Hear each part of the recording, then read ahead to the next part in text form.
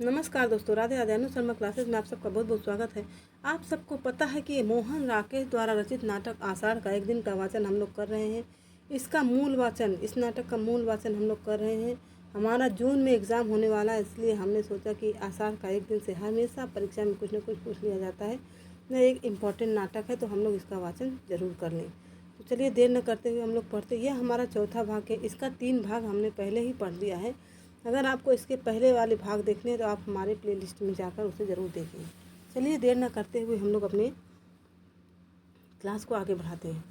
इसलिए मैं यहाँ से कुछ अपने साथ ले जाना चाहती हूँ। कुछ हमें शावक जाएंगे जिनका हम अपने उद्यान में पालन करेंगे। यहाँ की औषधियाँ उद्यान के क्रीड़ा शैल पर तथा आसपास के प्रदेश में लगवा दी जाएंगी। हम यहाँ से कुछ घरों का भी वहाँ निर्माण करेंगे। मातुल और उनका परिवार भी साथ जाएगा। यहाँ से कुछ अनाथ बच्चों को वहाँ ले जाकर हम शिक्षा देंगे। मैं समझती हूँ इससे अंतर पड़ेगा। फिर टहलती हुई प्रकोष्ठ के दूसरे भाग में चली जाती है। देख रही हूँ तुम्हारा घर बहुत जर्जर स्थिति में है। इसका परिसंस्कार आवश्यक है। चाहो तो मैं इस कार्य के लिए आदेश दे जाऊंगी। इस उज्जैनी के 2 कुशल स्थपति हमारे साथ आए हैं। क्यों? मल्लिका उठकर उसकी ओर आती है। मल्लिका, आप बहुत उदार हैं,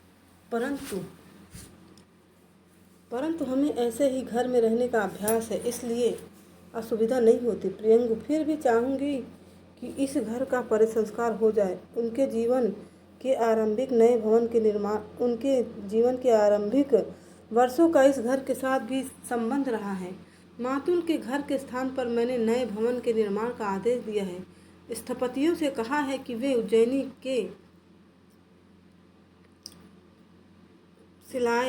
से सिलाए लाकर कार्य आरंभ करें। खेद है कि कार्य के निरीक्षण के लिए मैं स्वयं यहाँ नहीं रह पाऊंगी। कल ही हमें आगे की यात्रा आरंभ कर देनी होगी। तुम भी हमारे साथ क्यों नहीं चलती? मल्लिका विमूढ़ से उसकी ओर देखती रहती है। मल्लिका, मैं? प्रियंगु पास आकर उसके कंधे पर हाथ रख देती है। प्रियंगु, हाँ, इसमें बाधा क्या है? यहाँ तुम किसी ऐसे सूत्र से बंधी तो नहीं हो कि? मल्लिका, मेरी माँ यहाँ है। प्रियंगु, यह कोई बाधा नहीं है। तुम्हारी माँ के भी साथ चलने की व्यवस्था हो सकती है। हमारे स्थपति इस घर का परिसंस्कार करते रहेंगे। तुम वहाँ मेरे साथ मेरी संगिनी के रूप में रहोगी। मल्लिका के चेहरे पर आहत अभिमान की रेखाएं प्रकट होती हैं, परंतु वह अपने को दबाए रखती है। मल्लिका, क्षमा चाहती हूँ, मैं अपने को ऐसे गौरव की अधिकारिणी नहीं समझती। प्रियंगु, परंतु मैं तुम्हें इससे कहीं अधिक की अधिकारिणी समझती हूँ। मेरे आने से पहले राज्य के 2 अधिकारी यहाँ आए थे। होठों पर फिर विदग्ध मुस्कान आ जाती है। मैंने उन्हें औपचारिकता के लिए ही नहीं भेजा था। तुमने उन दोनों को देखा है? मल्लिका उसका अर्थ समझने का प्रयत्न करते हुए अनिश्चित सी उसकी ओर देखती रहती है। मल्लिका, देखा है? प्रियंगु, तुम उनमें से जिसे भी अपने योग्य समझो, उसी के साथ तुम्हारे विवाह का प्रबंध किया जा सकता है। दोनों योग्य अधिकारी हैं। मल्लिका, देवी भोजपत्रों को वक्ष से सटाए कुछ पग आसन की ओर हट जाती है। प्रियंगु मंजरी उसे सीधी दृष्टि से देखती हुई धीरे धीरे उसके पास चली जाती है। प्रियंगु, संभवतः तुम दोनों में से किसी को भी अपने योग्य नहीं समझती, परंतु राज्य में ये 2 ही नहीं और भी अनेक अधिकारी हैं। मेरे साथ चलो, तुम जिनसे भी चाहोगी। मल्लिका आसन पर बैठ जाती है और कंधे रूंधे आवेश से अपना होंठ काट लेती है। मल्लिका, इस विषय की चर्चा छोड़ दीजिए। गला रुंध जाने से शब्द स्पष्ट ध्वनित नहीं होते। अंदर का द्वार खुलता है और अंबिका रोग और आवेश के कारण शिथिल और कांपती सी बाहर आकर जैसे अपने को सहने के लिए रुकती है। प्रियंगु, क्यों? तुम्हारे मन में कल्पना नहीं है कि तुम्हारा अपना परिवार हो? अंबिका धीरे धीरे उसकी ओर बढ़ती है। अंबिका, नहीं, इसके मन में यह कल्पना नहीं है। प्रियंगु घूमकर उसकी ओर देखती है। मल्लिका अव्यवस्थित भाव से उठ खड़ी होती है। मल्लिका, माँ? अंबिका, उसके मन में यह कल्पना ही नहीं है, क्योंकि वह यह भावना के स्तर पर जीती है। उसके लिए जीवन में सांस फूल जाने से शब्द गले में अटक जाते हैं। मल्लिका हाथ के पृष्ठ आसन पर रख देती है और पास जाकर अंबिका को पीठ से सहारा देती है। मल्लिका, तुम उठ क्यों गई? माँ, तुम्हारा स्वास्थ्य ठीक नहीं है, चलो चलकर लेट रहो। उससे वापस अंदर ले जाना चाहती है, परंतु अंबिका उसका हाथ अपनी पीठ से हटा देती है। अंबिका, मैं किसी आने वाले से बात भी नहीं कर सकती। दिन मास वर्ष मुझे घुटते हुए बीत गए हैं। मेरे लिए यह घर घर नहीं, एक काल गुफा है जिसमें मैं हर समय बंद रहती हूँ, और तुम चाहती हो मैं किसी से बात भी न करूँ।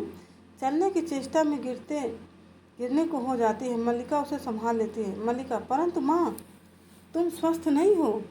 अंबिका, तुम्हारी अपेक्षा मैं फिर भी स्वस्थ हूँ। प्रियंगु के पास जाकर उसे सिर से पैर तक देखती है। यह घर सदा से इस स्थिति में नहीं है राजवधु। मेरे हाथ चलते थे तो मैं प्रतिदिन इसे लीपती बुहारती थी। यहाँ की हर वस्तु इस तरह गिरी टूटी नहीं थी, परंतु आज तो हम दोनों माँ बेटी भी यहाँ टूटी सी पड़ी रहती हैं। यह सब इसलिए कि फिर सांस फूल जाने से आगे नहीं बोल पाती। प्रियंगु मंजरी प्रकोष्ठ पर दृष्टि डालने के बहाने उनके पास से हट जाती है।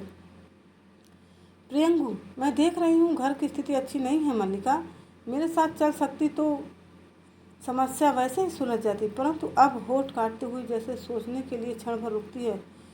अब भी जो कुछ संभव है मैं कर जाऊंगी। स्थपतियों को आदेश दे जाऊंगी कि इस घर को गिराकर उसके स्थान पर मल्लिका चिहू जाती है। मल्लिका, ऐसा मत कीजिए, इस घर को गिराने का आदेश मत दीजिए। प्रियंगु मंजरी की फिर सीधी दृष्टि से उसे देखती है। प्रियंगु, मैं तुम्हारी सुविधा के लिए ही कह रही थी।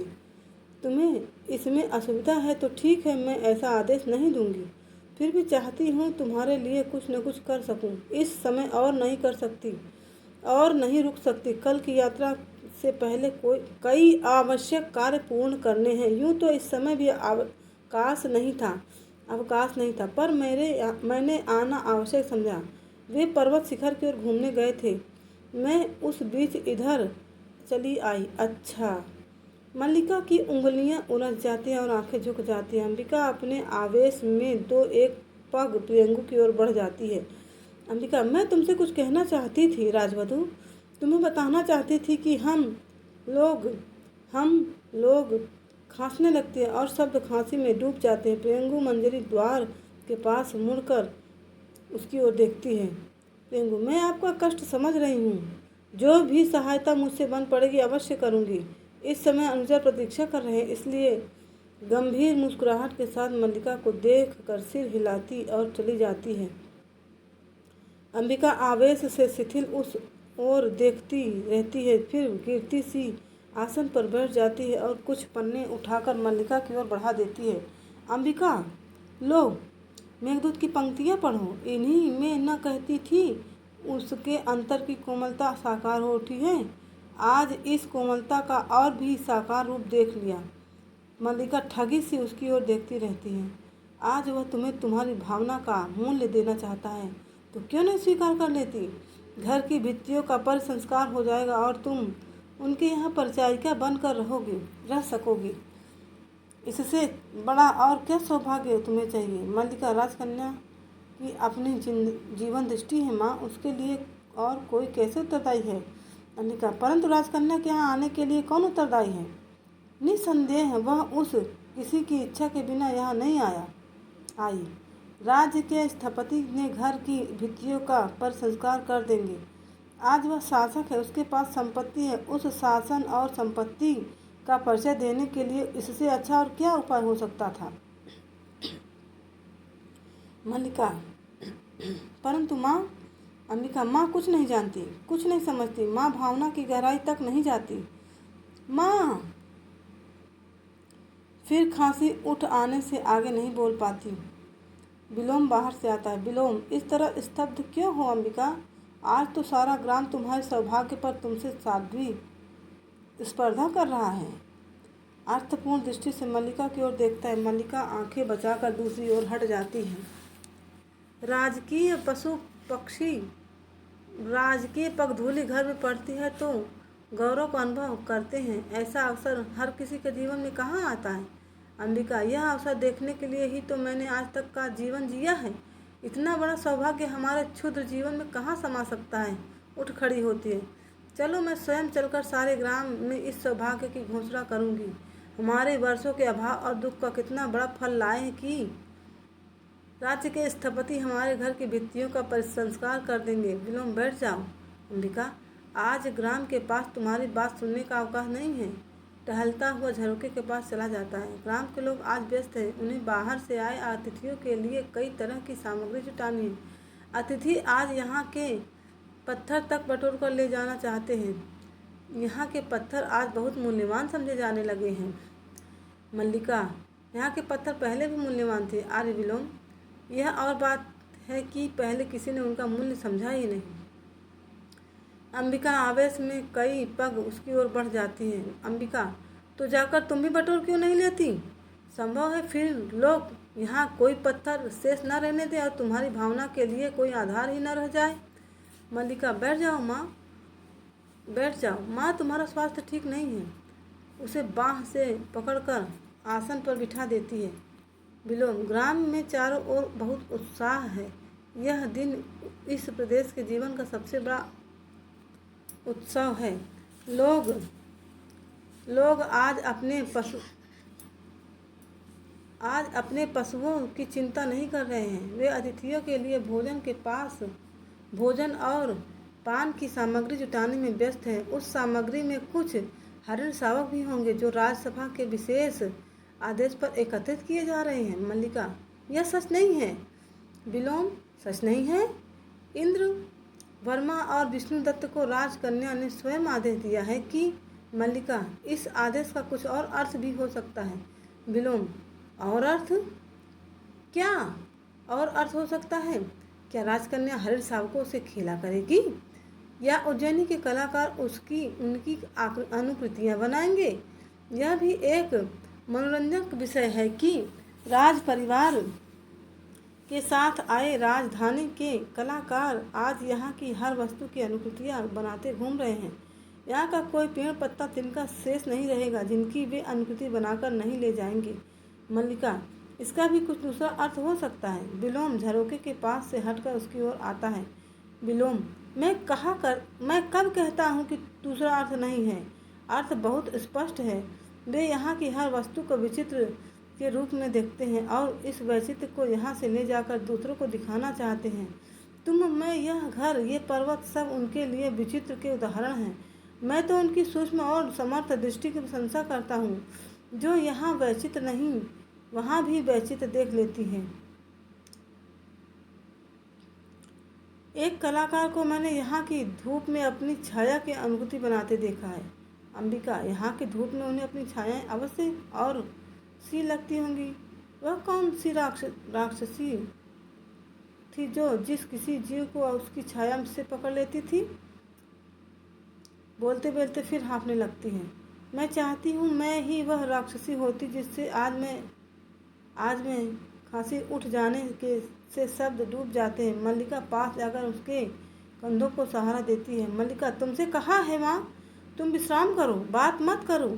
आर्य विलोम, माँ का स्वास्थ्य ठीक नहीं है, इन्हें इस समय विश्राम करने दीजिए। विलोम, हाँ, अंबिका को तुम अंदर ले जाओ। ग्राम का उत्सव कोलाहल अंबिका के मन को और अशांत करेगा। मैं तो केवल उत्सव की सूचना देने आया था। आश्चर्य है कि कालिदास ने यहाँ आना उचित नहीं समझा। कल तो सुनते हैं वे लोग चले भी जाएंगे। अंबिका, उसने आना उचित नहीं समझा क्योंकि वह जानता है कि अंबिका अभी जीवित है। विलोम, परंतु मैं समझता हूँ वह एक बार आएगा अवश्य। उसे आना चाहिए। व्यक्ति किसी संबंध को ऐसे नहीं तोड़ता। फिर टहलता हुआ झरोके के पास चला जाता है और विशेष रूप से वह जिसे एक कवि का कोमल हृदय प्राप्त हो। तुम क्या सोचती हो मल्लिका, उसे एक बार आना नहीं चाहिए? मल्लिका, मैंने आपसे अनुरोध किया है आर्य विलोम कि इस समय माँ को विश्राम करने दीजिए। आपकी बातों से माँ का मन विक्षुब्ध होता है। विलोम, मेरी बातों से अंबिका का मन विक्षुब्ध होता है? मैं समझता हूँ उसके कारण दूसरे हैं। अंबिका जानती है किन कारणों से उसका मन विक्षुब्ध होता है। झरोके से बाहर देखने लगता है। मैं भी उन कारणों को समझता हूँ, इसलिए बहुत सी बातें जो अंबिका के मन में रहती हैं मैं मुंह से कह देता हूँ। मुड़कर मल्लिका की ओर देखता है। तुम्हें मेरा यहाँ होना अखर रहा है, मैं जानता हूँ। यह कोई नई बात नहीं, परंतु मैं कुछ देर और यहाँ रहना चाहता हूँ। फिर बाहर देखने लगता है। पर्वत शिखर की ओर से एक अश्वारोही को आते देख रहा है। संभव है इस बार कुछ क्षणों के लिए वह यहाँ रुकना चाहे। उस स्थिति में मैं भी उससे कुशल क्षेम पूछ लूँगा। मेरी उससे पुरानी मित्रता है। मल्लिका जैसे आपे से बाहर होने लगती है। मल्लिका, आर्य विलोम, उस स्थिति में आपका यहाँ होना किसी भी दृष्टि से उचित नहीं है। आप उनसे मिलना चाहें तो उसके लिए यही एक स्थान नहीं है।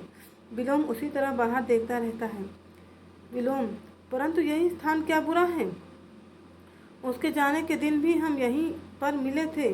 वर्षों के बाद उसी स्थान पर मिलने से अंतराल का अनुभव नहीं होगा। मल्लिका विलोम के पास चली जाती है और उसे बाँह से पकड़कर झरोके से हटा देती है। मल्लिका, मैं अनुरोध करती हूँ, आप इस समय यहाँ ठहरने का हठ न करें। विलोम अपने स्थान से नहीं हिलता। दूर से घोड़े के टापों का शब्द सुनाई देने लगता है। मैं कह रही हूँ आप चले जाएं। यह मेरा घर है। मैं नहीं चाहती आप इस समय मेरे घर में हों। विलोम फिर भी उसी तरह खड़ा रहता है। टापों का शब्द पास आता है जाता है। मल्लिका उधर से हटकर अंबिका के पास आ जाती है। माँ, इनसे कहो यहाँ से चले जाएं। मैं नहीं चाहती इस समय यहाँ कोई अयाचित स्थिति उत्पन्न हो। तुम स्वस्थ नहीं हो और मैं नहीं चाहती कि कोई भी ऐसी बात हो जिससे तुम्हारे स्वास्थ्य पर विपरीत प्रभाव पड़े। अंबिका उसके हिलाने से इस तरह हिलती है जैसे वह जड़ हो गई हो। उसके माथे पर त्योरियां पड़ी हैं और आंखें बिना पलक झपके सामने देख रही हैं। टापों का शब्द बहुत पास आ जाता है। मल्लिका फिर विलोम के पास चली आती है। मल्लिका, आर्य विलोम, मैंने आपसे कहा है आप यहाँ से चले जाएं। आप नहीं जानते कि टापों का शब्द पास आकर दूर जाने लगता है। मल्लिका ऐसे स्तब्ध हो रहती है जैसे उसे काठ मार गया हो।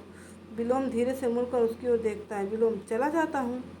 कंठ से हल्का व्यंग्यात्मक स्वर निकलता है। मैं नहीं चाहता मेरे कारण यहाँ कोई अयाचित स्थिति उत्पन्न हो।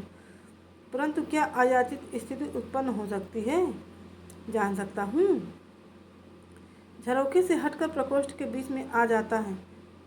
क्यों अंबिका, मेरे यहाँ रहने से क्या अयाचित स्थिति उत्पन्न हो सकती है? अंबिका, मैं जानती थी, आज नहीं तो तब से जानती थी। वह आता तो मुझे आश्चर्य होता, अब मुझे आश्चर्य नहीं है। स्वर ऊंचा उठता जाता है। मल्लिका जैसे सारी शक्ति खोकर धीरे धीरे आसन पर बैठ जाती है। कोई आश्चर्य नहीं, प्रसन्नता है कि उसके संबंध में ठीक सोचती थी। जीवन एक भावना है, कोमल भावना, बहुत बहुत कोमल भावना। देखिए यह कथन अंबिका का क्या कौन सा कथन है? जीवन एक भावना है, कोमल भावना, बहुत बहुत कोमल भावना। विलोम, परंतु मुझे खेद है, वर्षों से इस दिन की प्रतीक्षा थी। अभी अपनी मित्रता पर भरोसा भी था। अर्थपूर्ण दृष्टि से मल्लिका की ओर देखता रहता है।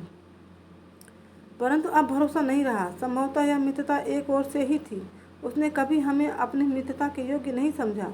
फिर समान की समान में मित्रता होती है। मल्लिका सहसा उठ खड़ी होती है। उसकी आंखों से हताशा की कठोरता झलक रही है। मल्लिका, आर्य विलोम।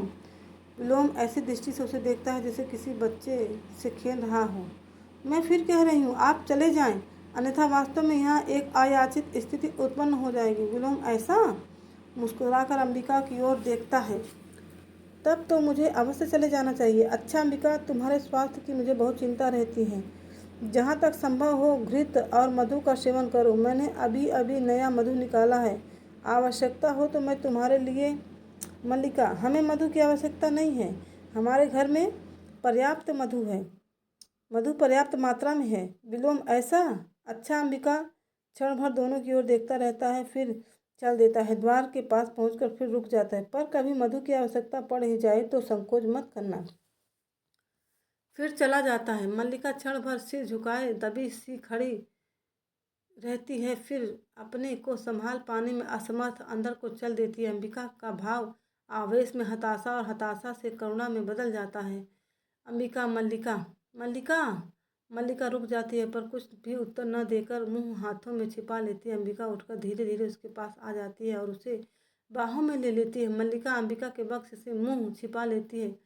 सारा शरीर रुलाई से कांपता रहता है, पर गले से स्वर नहीं निकलता। अंबिका की आंखें भर आती है और वह उसके कांपते शरीर को अपने से सटाए उसकी पीठ पर हाथ फेरती रहती है, फिर होठों और गालों से उसके सिर को दुलारने लगती है। अंबिका, अब भी रोती हो? उसके लिए, उस व्यक्ति के लिए जिसने मल्लिका उसके उनके संबंध में कुछ मत कहो माँ, कुछ मत कहो। सिसकने लगती है अंबिका। उसे सहारे से वही बिठा लेती है और उसकी सिसकती पीठ पर झुक जाती है। अब देखिए दोस्तों, अंक 3 आ गया है। इसको भी हम लोग थोड़ा सा पढ़ेंगे। चलिए, और जो थोड़ा बहुत बच जाएगा उसको हम कल के वीडियो में इस नाटक को पूरा कर लेंगे। अंक 3 है। कुछ वर्षों के बाद वर्षा और मेघ गर्जन का शब्द। पर्दा उठने पर वही प्रकोष्ठ, एक दीपक जल रहा है। प्रकोष्ठ की स्थिति में पहले से बहुत अंतर दिखाई देता है। अब सब कुछ जर्जर और अस्त व्यस्त है।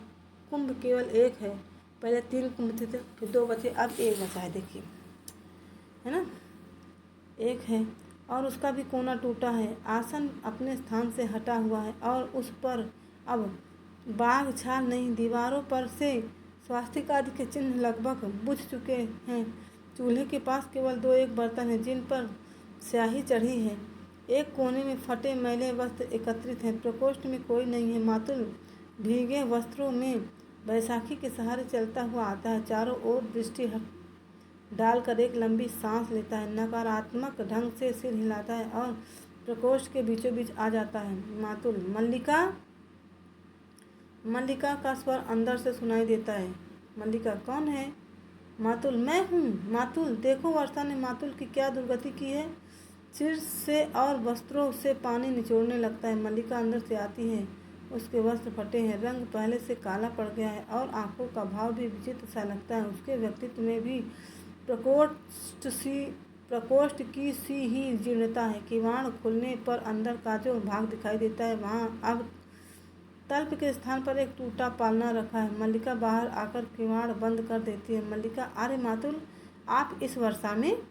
मातुल, वर्षा से बचने के लिए तुम्हारे घर के सिवा कोई शरण नहीं थी। सोचा जो हो। मातुल के लिए आज भी तुम वही मल्लिका हो। यह आषाढ़ की वर्षा तो मेरे लिए काल हो रही है। पहले जब 2 पैरों पर चल लेता था तो मैंने कभी भारी से भारी वर्षा की चिंता नहीं की, परंतु अब यह स्थिति है कि बैसाखी आगे रखता हूँ तो पैर पीछे को फिसल जाता है और पैर आगे को रखता हूँ तो बैसाखी पीछे को फिसल जाती है। यह जानता कि रात प्रसाद में रहकर पाँव तोड़ बैठूंगा तो कभी गांव छोड़कर नहीं जाता।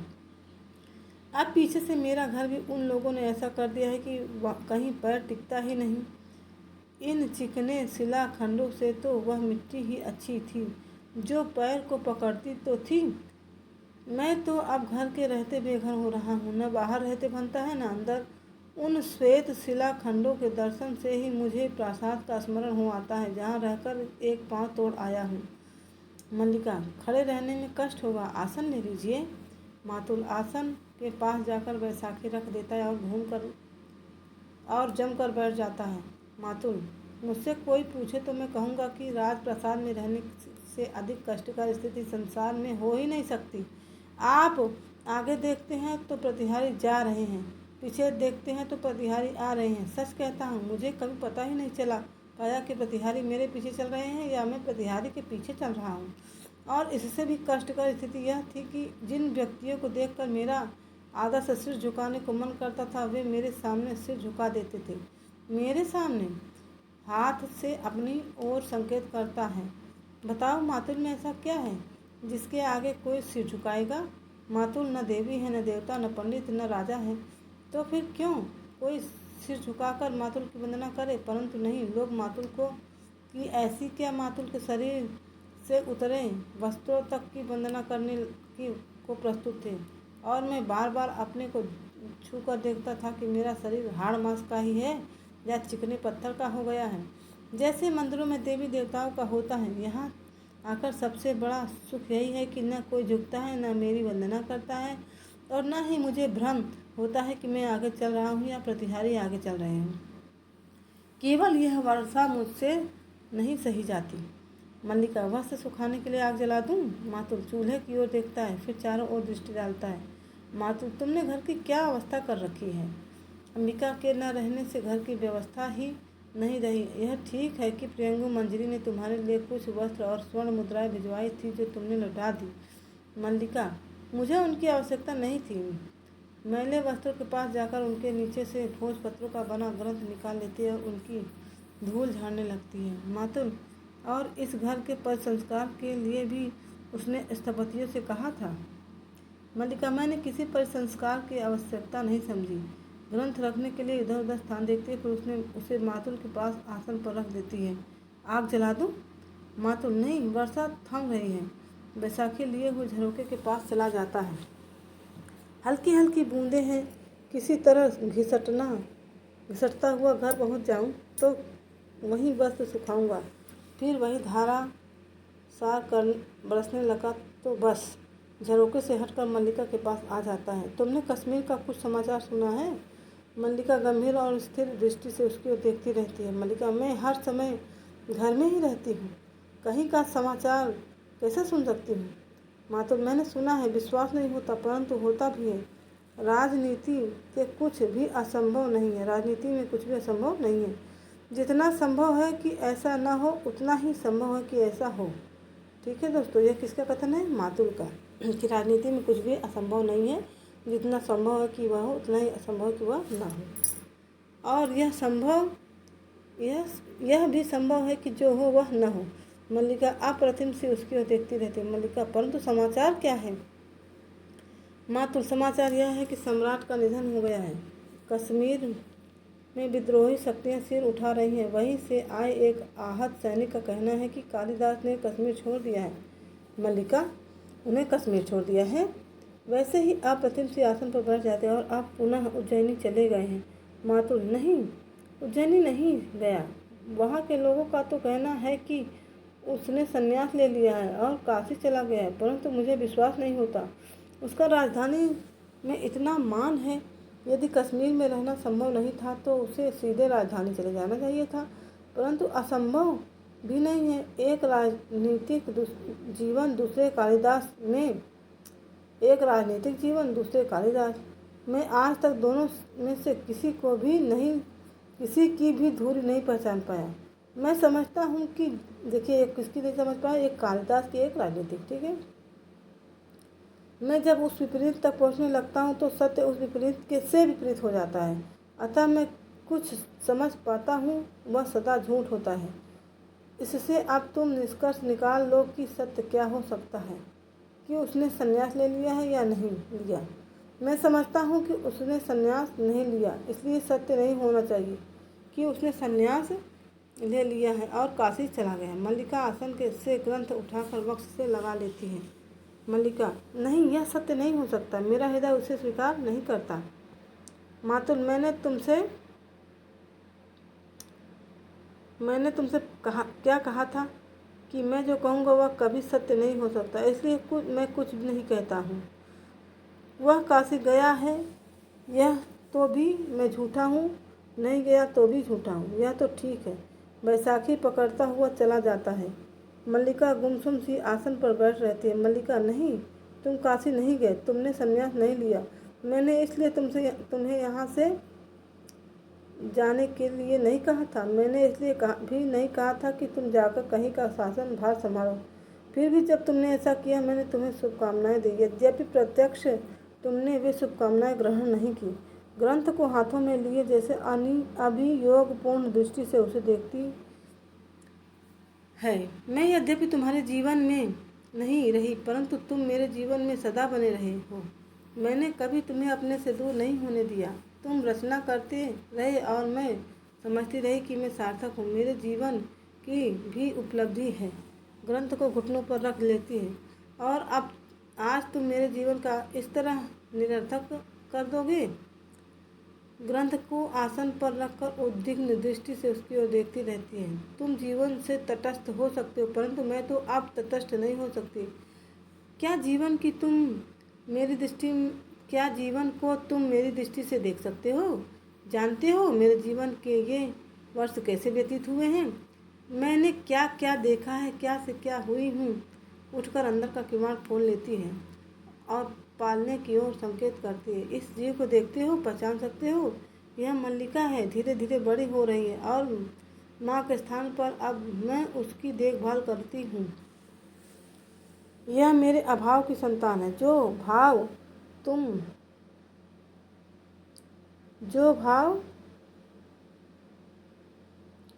थे वह दूसरा नहीं हो सका, परंतु अभाव के कोष्ठ में किसी दूसरे की जाने कितनी कितनी आकृतियाँ हैं। जानते हो मैंने अपना नाम खोकर एक विशेषण उपार्जित किया है और अब मैं अपने दृष्टि में नाम नहीं केवल विशेषण हूँ। किवाड़ बंद करके आसन की ओर लौट पड़ती है।